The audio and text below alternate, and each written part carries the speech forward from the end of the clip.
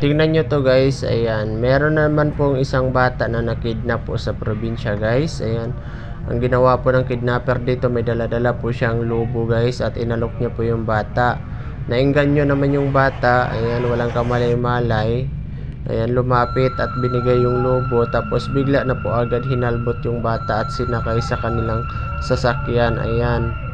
Grabe, napakabilis lang po ng pangyayari, ayan, sabay alis na agad. Tapos meron naman nakakita dito na katapat lang, ayan, nagpanik agad, pumunta dito sa pamilya ng bata, ayan. Ayan si ate, ayan, pumunta sa pamilya ng bata. Tapos paglabas nila, wala na, malayo na yung kidnapper.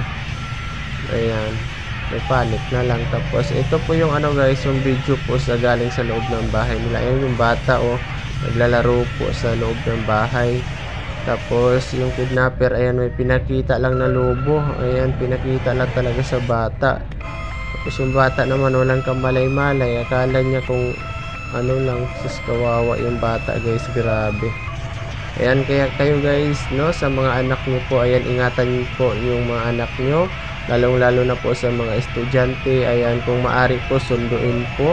Huwag po nating hayaan na mag-isa lang po yung estudyante, ayan, na umuwi or nasa kalsada po. Ayan, yun lang guys, maraming salamat po. Ayan, ingat po ang lahat. Ayan, God bless.